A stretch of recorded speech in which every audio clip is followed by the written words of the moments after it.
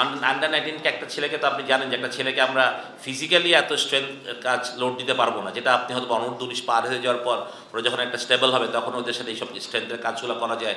অথবা যে আপনি বলবেন যে আমাদের পাওয়ার হেডিংয়ে প্রবলেম আছে বা আমাদের জোরে ফাস্ট বোলিং করার ছেলেদের প্রবলেম আছে, তো সেগুলো ডেভেলপ করতে হলে আপনি অবশ্যই আপনি প্রথমে এইচপি আসবে, পরে তো টাইগার্স আছে, এখানে আছে।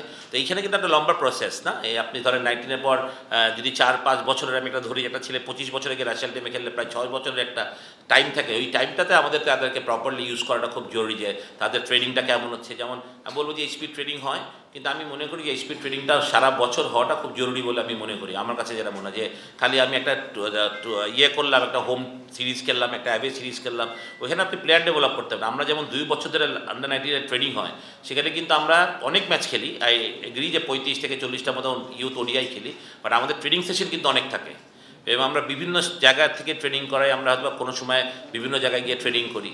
তো এটা আমরা করি শুধুমাত্র ছেলেদের ডেভেলপমেন্ট করা, বিভিন্ন উইকেটের সাথে অ্যাডজাস্ট করা, পরিবেশের সাথে অ্যাডজাস্ট করা, এগুলো আমরা চিন্তা করি। সুতরাং এই যে এরকম আমার মনে হয় যে পাথওয়েটা যদি আরও মসৃণ হয় ছেলেদের, সেখানে ওখানে যেমন একটা লং টার্ম কোচ থাকেন, যারাই থাকেন তারা যদি লং টাইম কোচ থাকেন, একটা ছেলের সাথে কাজ করেন, এবং মানে একটা কোচ আর একটা প্লেয়ারের সম্পর্ক হয় বাবা ছেলের মতো সম্পর্ক না।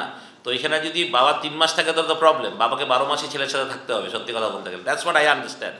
তো আমি মনে করি এই জন্য এখানে লং টার্ম চিন্তা করলে আমি মনে করি যে আমাদের এই প্রবলেমগুলো থেকে আমরা বের হয়ে, আমি মনে করি যে আমরা যখন ন্যাশনাল টিমে যখন এই 19-এর ছেলেরা যাবে, তখন হি উইল বি মোর মানে আমি বলবো যে স্ট্রং অ্যান্ড স্কিলফুল, সত্যি কথা বলতে গেলে। নভেম্বর ডিসেম্বরে করেন না কেন? তখন আসলে পরীক্ষার জন্য আমরা এটা করতে পারি না, মানে স্কুলগুলো অ্যালাউ করে না, খেলতে চায় না, প্যারেন্টসরা অ্যালাউ করে না। তো কিন্তু আমাদের তো স্কুল এটা চালায় নিয়ে যেতে হবে, মানে খুব টাফ টাইম। এই কোশ্চেনটা দারুণ একটা ইম্পর্টেন্ট কোয়েশ্চেন আমি মনে করি। উই উইল লুক ইনটু ইট। আমি মনে করি মেডিকেলি আমাদের খুব ভালো সাপোর্ট সবসময়ই থাকে, ফিজিওরা তো সবসময় থাকে মাঠে, ডাক্তাররা থাকে। হ্যাঁ, ব্রেকটাও আমরা এবার আবার স্কুল থেকে বাড়িয়েছি, যেটা আপনি বললেন। বাট আমি জানি তারপরে it is not enough, but হয়তো বা আই বিলিভ যে weather will get well soon, যে সত্যি কথা বলতে গেলে টাফ হবে। বাট আমাদের আসলে না হলে স্কুল ক্রিকেটটা আসলে এই বছর করাটা খুব ডিফিকাল্ট হয়ে যেত। মানে আপনি দেখেন এটা বৈশাখ মাস অলরেডি শুরু হয়ে গেছে, যখন তখন যার মানে মিরপুর স্টেডিয়ামে যে এই সাপোর্টটা আছে, যে বৃষ্টি হলে আবার আধা ঘন্টা পর খেলা শুরু হতে পারে।